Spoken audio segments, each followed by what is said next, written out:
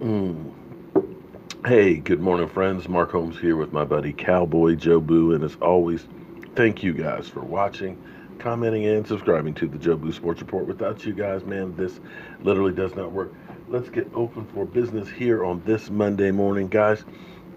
Just think, we've got the first week of the off season already in the books, and we only have 206 days, 11 hours, 26 minutes, and 10 seconds until the kickoff of the 2019 season. So, guys, it's not that far away. And just think, the combine starts on the 26th of this month. We'll be looking at the future stars working out for NFL teams in just 2 freaking weeks. The season's not that far away, so don't get too upset. And now that we've got a taste, a much better taste of football with the AAF, the American Football League, it is pretty good.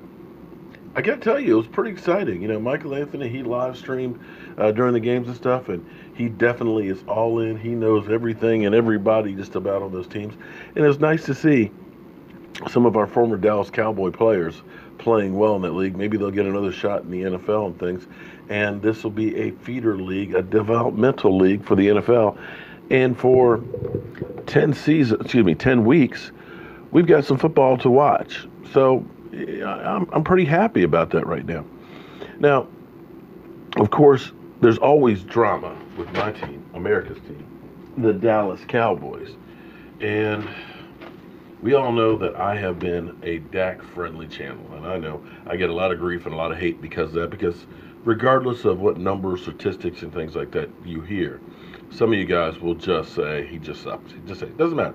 Doesn't matter. He's got more yardage than Golf or Wentz, or that he stayed healthier and things like that. That he's won more games. None of that stuff means anything. The only thing you guys see is a garbage ass quarterback. And one of the other things I always get to is you don't give Zeke Elliott enough credit, and I do. Zeke has been phenomenal. The fact that Zeke Elliott has more yards than anybody rushing the football over the course of his career, the last 3 years, over 4,000 yards, knowing that he missed 6 games is unbelievable. But when you go through the history of the NFL, understand that a running back is key. If you have a great running game, it makes it that much easier for your quarterback because it's another weapon. It's the running, the defenses can't just focus in on stopping the passer. And I know today it's the high flying, high scoring throwing game. But when you can throw in another weapon that not only can run the ball, but is a weapon out of the backfield that can catch the ball and make plays and take it to the house, it makes defenses on their toes. It makes them have to worry about too many different things. It makes it that much more difficult to stop. But understand that a lot of people think that if you just have a great running back, that's all you need. You don't need a quarterback. A quarterback is just an afterthought if you got a great running game. And that's not quite the case. You got to understand that it's a yin and a yang, that a running back will benefit from a quarterback playing well, and a quarterback will benefit from having a running back running well. And I don't think a lot of people seem to get that narrative. When you can be balanced, when a defense doesn't know if it's going to be a pass or a run, it gives you a little bit more of an advantage. Case in point, if it were only about having a great running back, these 10 players would have gotten a ring these seasons. Eric Dickerson, 84 Rams, 2,105 yards. They finished 10-6, lost in the wild card. Adrian Peterson, 2,097 yards, 10-6, lost first round of the playoffs. Jamal Lewis, 2,066 yards, 10-6, lost in the first round of the playoffs. Barry Sanders, 2,053 yards, 9-7, lost in the playoffs, first round. Terrell Davis, 2,008 yards, 8-8, didn't make the playoffs. Chris Johnson, 2,006 yards, 8-8, didn't make the playoffs. O.J. Simpson, 2003 in 14 games. 2003 yards in 14 games. 9-5 didn't make the playoffs. Earl Campbell, 1,934 yards, 3-13. Amon Green, 1,883 yards, 10-6, lost the first round of the playoffs. Barry Sanders, 1,883 yards, 9-7, lost the first round of the playoffs. So Zeke Elliott is incredible. Zeke Elliott is a beast. I think they need to do some things a little bit differently because we're using Barry Sanders. Oh my God. We're using Zeke Elliott more as a battering ram, and I'm afraid we're going to end up wearing him down and shortening his career. We need to use him more out of the backfield and things like that, getting him the ball in space. Because understand, when you're just running between the tackles, you've got that first line of guys that are always coming at you, that 290, that 300, that 340-pound guys. And you're having to make those moves, and those guys are falling on you. When you can get to the second level, then you're dealing with linebackers and cornerbacks and safeties, guys that are still going to hit you hard, but you're not having those 300-pound bodies that are constantly falling over you. And when you constantly, every single down, go right up the middle with that pounding, you are wearing a guy out. And you only have so many hits on a body. Me personally, I'd like to see them move him around more and have a change of pace back in there as well.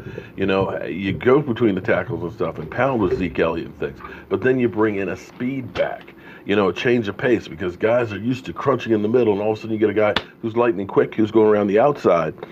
Then you're wearing out the defenses that much quicker. So yes, I agree. Zeke Elliott is the main driver of this team. But without quarterback play, it's not going to mean a whole lot. You're going to need to have Dak Prescott, when teams decide we're going to put 8 men in the box and stop the running game. You need Dak Prescott to be able to hit an Amari Cooper, or hit a Michael Gallup, to hit a tight end, Dalton Schultz, or make a play with his legs as well. And it's all encompassing, because people want to think that if you have just one guy, that you're set. You forget it's a team sport. If you don't have an offensive line that's giving your quarterback time or opening up holes for the running back, I don't care what running back you have, you're not winning the Super Bowl. If you don't have wide receivers that can get separation and catch the ball, hold on to the ball, it doesn't matter who the quarterback is. And if you have a quarterback who can't hit people when they're open, or can't keep his composure under stress, it don't matter about the other pieces. You need all of these pieces syncing together. And make no mistake about it, getting to the Super Bowl, we've seen New England there, 9 times over the last 15 years, 16 years? That's not normal. But you look at all of the teams, only 2 teams make it there a year. You need so many things to fall in place to win a Super Bowl. It's not enough just to be a great team. You need to have health. You need to be playing teams at a certain time, because sometimes teams play better than others. Sometimes you get lucky and play a good team when they're down, when they're missing a player or two. You need the help of the football. It bounces your way sometimes. Sometimes you need an official to miss a call or give you a break on a call. It's so fragile. It's so delicate. It is just so much to get to that Super Bowl. It's damn near impossible. So you've got to have the right coaching, the right players, the right mix of plays, a bit of luck. You need all of those things to come together, and then you have a special season.